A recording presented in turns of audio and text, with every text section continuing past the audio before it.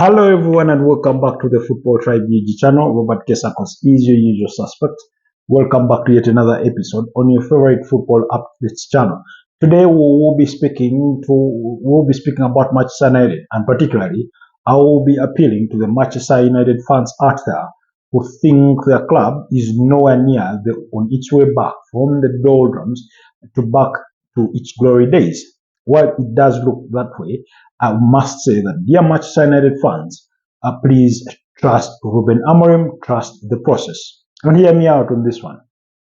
I've seen a lot of Manchester United fan forums, commentary, media, and things of that nature are starting to point fingers in the direction of a sack for the manager. Some have alluded to the fact that he may not live the day to see Christmas as a Manchester United manager, while others think uh, after Christmas should be the period that they give him up to before they see him out.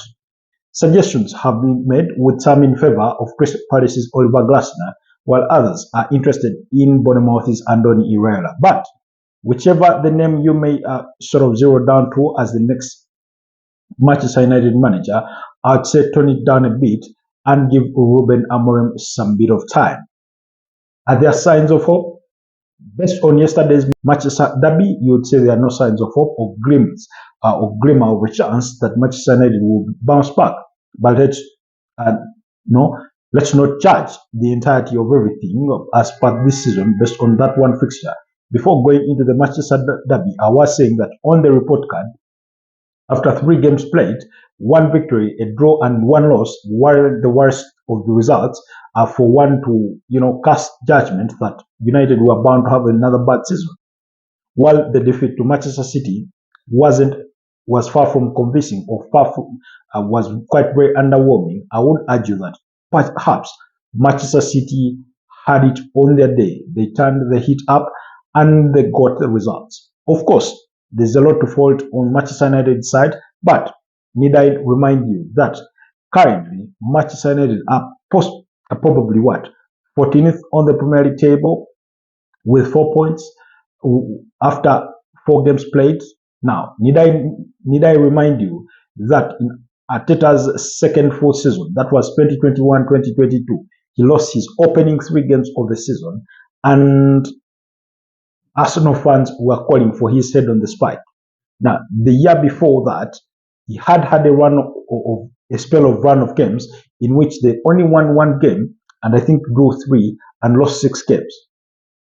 Some of those losses coming to teams like Aston Villa, at teams like Burnley, while they had only managed to beat up against Manchester United by goal to nil in that run of results. That was 2020-2021.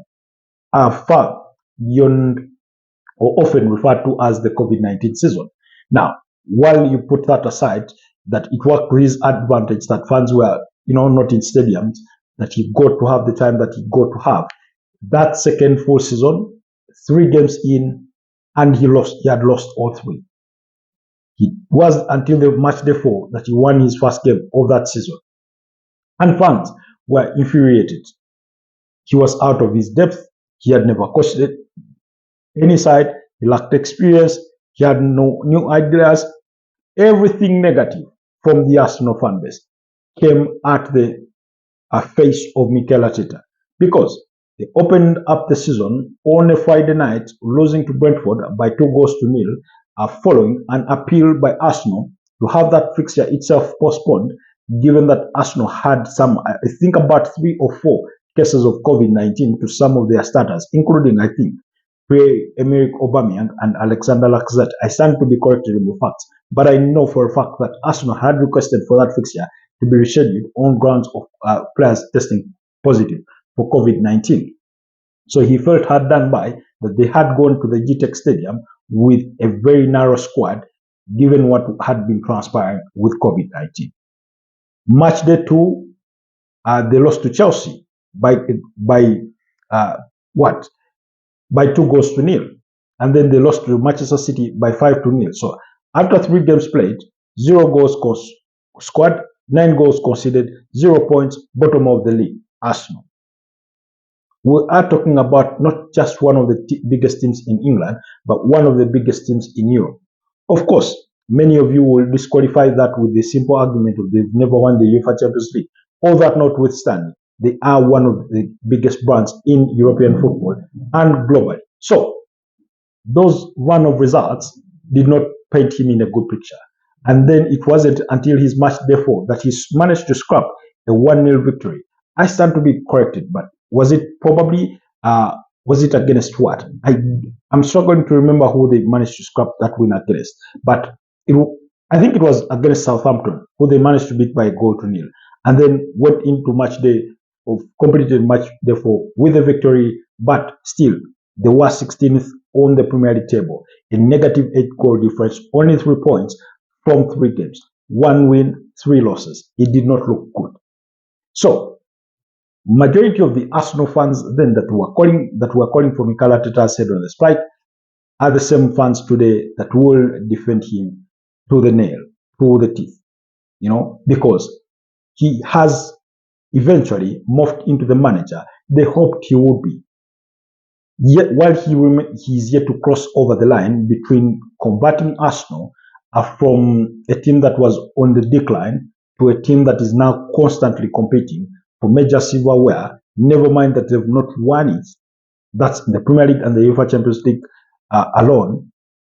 At least there's hope that Arsenal are on the right track. When you look at their squad, the squad that they've managed to assemble, it's taken 5 good years. Actually, 6. By December, it will have been 6 years of Mikel Arteta to assemble the kind of squad that he has today. Remember his first signing, Pablo Mari from Flamengo, already gone. Remember the kind of squad he inherited. Shid Kolasinac, Shkodran Mustafi, Socrates Pastatopoulos, I stand to be corrected. Had Stefan Lichtsteiner left the club, but it had Matteo Guendouzi, Lucas Torreira, and so many others that you could think of. Present day, it's a totally different squad. Now, Ruben Amorim came in yesterday after the sacking of Erik ten Hag. That was last season. Erik ten Hag being sacked in November before Ruud van Nistelrooy took on as an interim. I think managed Manchester United for about 4-5 games. And then Ruben Amorim walks in. His first game coming up against Ipswich Town, in which they shared the spoils, I think, in a 1-1 draw, before subsequently going on to knock out Arsenal on penalties in the FA Cup, in the FA Cup. That's the manager we're talking about. Last season, by measure of Manchester United standards, was way, way, way below average. Arguably their worst season in United history. His run of results are on any given day that would cause the manager to be sacked at big team. At a team like Barcelona, at a team like Real Madrid, at a team like Juventus, at a team like Bayern Munich, at a team like Manchester United.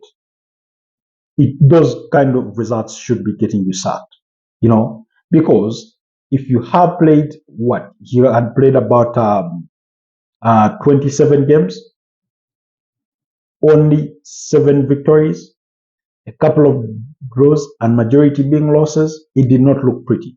No surprise that United finished 15th in the league. Now, of course, he made promises. He told you would suffer that season and that things will get better. Unfortunately, the start of the season has not painted the picture that things are getting better. But I'm calling for patience on this one. Is it about the system? I do not want to blame it on the system. Is it about the players? I do not think that we can constantly blame players. We have constantly blamed them because some of those players have been around for as many managers as Manchester United have sacked ever since David Moyes, But, like everybody has said, Manchester United's problems go beyond the players and the manager. There are underlying problems that they are trying to fix, that they are trying to work on behind closed doors when it comes to the overall culture of the club. You remember when Mikel Arteta just walked in, he knew he did not have the experience, not even of managing a small team in the conference or League One or League Two. He did not have that experience. All he had been was a deputy to Pep Guardiola, which could be the equivalent of managing a team in League One or League Two, perhaps. But he did not have the experience. But he talked about non-negotiables. Now, Ruben Amorim is going through his own non-negotiables as he builds his Manchester United team. The results have not yet come. Will the results come? There are signs that those results will come. Does the manager need to change a few things in terms of his adaptability? Definitely yes. But is it the time to sack him? If you sack him today, what makes you think is that you're not going into another cycle? Because we've seen it before. David Moyes, out of the door. Ryan Giggs interim, completes the season. Jose Mourinho, completes first season, second season is sacked. Ole Gunnar Solskjaer, good honeymoon, 19 games unbeaten, including a second place finish in one of his full seasons. Subsequent season, he's shown the exit. He's shown the exit. Then you have an interim in Ralph Ragnar, who made recommendations of players to be signed and what needs to be changed within Manchester United, recommending open heart surgery. Open heart surgery, he did confirm, or I explained that he did not mean that you overhaul the squad. He meant that there were problems rooted within the club that needed to be remedied. Now, unfortunately for you and I, is that oftentimes we are not being told what those problems are in black and white. All we do is hear about the culture. Now, culture in its very definition or explanation can be a broad context of things.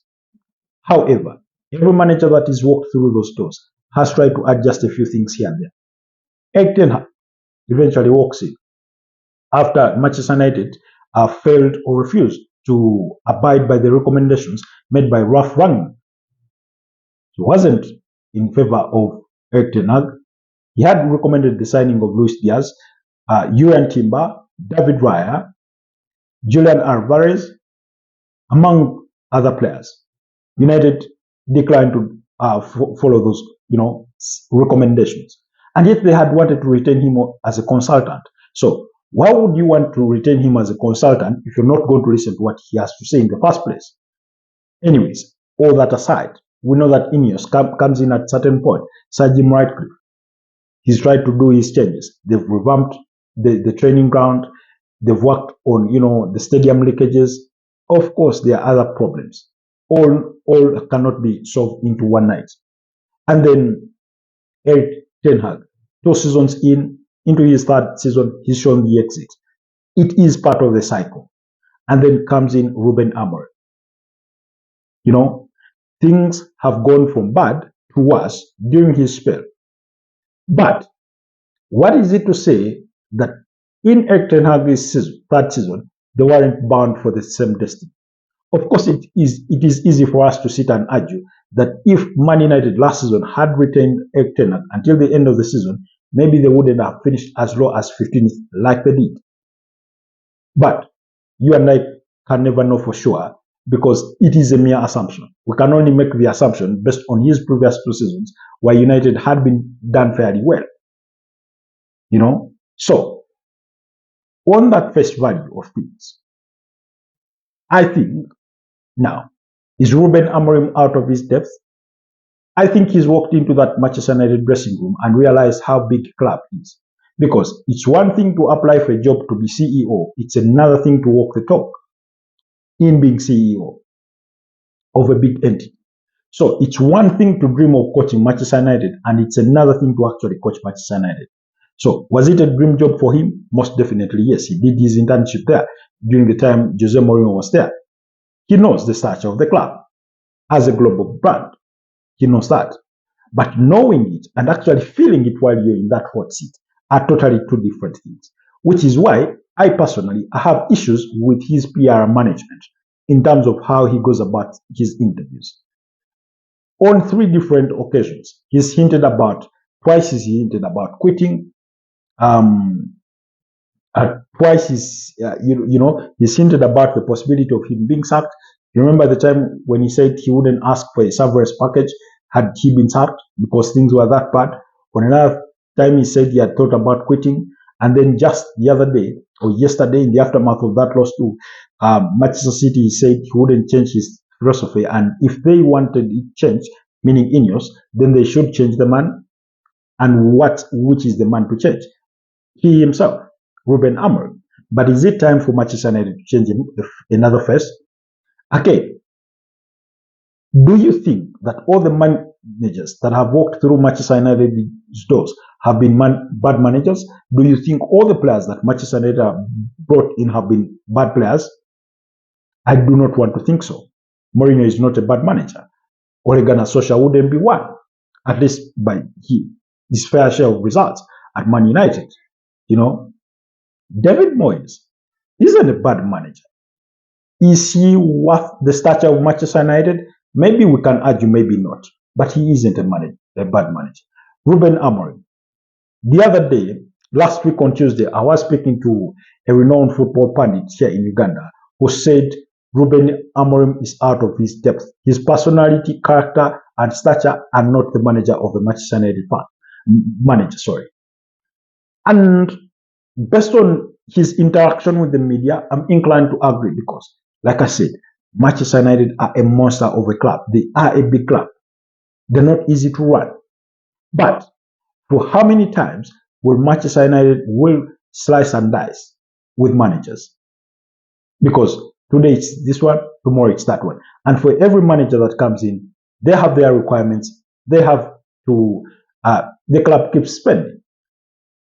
Eric Ten Hag, we went into his third season where they had spent huge sums of money, bringing in Matas Delit, Nusa Mazaroui, bringing in Manel Ugarte, bringing in Lenny Yoro, all players bought at his request. And then suddenly, you've sacked him.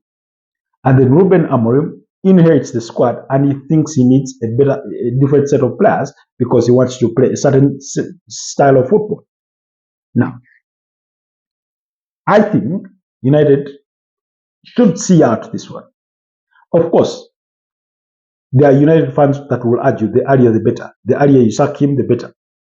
There's no guarantee to that. But there's also no guarantee. There's no evidence for us to suggest that if they do change, things cannot turn for the better. The kinds of managers that some of the fans are hinting about, like Oliver Glasner at Crystal Palace, Andoni Iraola, these are very good managers. Oliver Glasner, a proven winner, having won the UEFA Europa League with Eintracht Frankfurt in 2022. Last season, won the FA Cup, and at the start of this season, we know that they beat up against Liverpool to win the Community Shield. Andoni Iraola, yet to win a piece of silverware, but the kind of work he's managed to do at Bournemouth is there for the world to see. We came into this season, and my suggestion was, or my prediction was, that they were going to struggle after losing Kepa Arrizabalaga, Ilya Zabanyi, Adin Hausen, and Milos Kakes in that defense. In addition, Dango Ouattara, who left to join Brentford. But look at them. They're what? Top 4 already, 9 points out of 4 games, 3-1, 1 loss. So, really, I do understand that school of argument. But should Manchester United be quick to sack Ruben Amorim? I'm thinking he needs a bit of more time. Of course, I will argue, just like many of you, that there isn't much evidence to his defense to suggest that he has changed things in the way Manchester United play. His sort of hell-bent idea of playing Bruno Fernandes as a number 8 is one that is not going to work. I certainly I'm not convinced. His idea of sticking with the back 3 and, wing backs. Again, I'll argue, is it really about the system or how you deploy the system? Because, trust me, another manager could walk into that door, play the same system, but with different facets of players or players in different positions. In other words, play players in their right positions, and you could see different results. So there's that school of thought. So, it's not to say that he's an angel. Like I've said, he appears to be out of his depth by the way he interacts with the media. 2, he's failed to adapt he doesn't necessarily have to change his philosophy to fit the players he has or for players to change to fit what the manager is. Like Pep Guardiola said, you adapt to players, you adapt your system to players as players adapt to some of your things or to some of your systems. So it has to work both ways. It's not one way. In this particular case, so far, it's been one way. It's the highway or no way at all. for Ruben Amorim. I think any good manager needs to adapt. He needs to know to read the room, to read the situation and say, this situation requires this, that situation requires that. But I say, I go back to that game, opening day of the season. Arsenal 1, United 0. United did not win, but we saw a glimpse of hope in this Manchester United side. Have we seen them ever since then? Possibly not. But I would say, Arsenal stuck with Mikel Arteta. It did not get as bad as it's gotten for Manchester United. But because Arsenal's worst, they finished 8th twice. 2019, 2020, 2020, 2021. They finished 8th before bouncing back 2021, 2022 to a 5th place finish. United won that. My own prediction was that United will finish 7th this Premier League season. Signs do not show, early signs do not show that it will be that. But like I've told you, go back to 2021, 2022. Arsenal, first 3 games of the season, lost all, 9 goals conceded, 0 goals scored. It wasn't until match day 4 that they started winning. So, give him a bit of time, be a little patient. It's going to be painful, it's going to be hard, but sand goes through heat and stretch to become glass. And I believe that's what United are going through. Do let me know what your thoughts are, and let's engage down in the comment section. Do not forget to like, share, comment, and subscribe to the channel if you're new here. Otherwise, those are my thoughts on Manchester United. Do let me know what you think. Should Manchester United sack Ruben Amorim? My simple answer is not just yet. If you have divergent views, let me know down in the comment section. Bye-bye for now.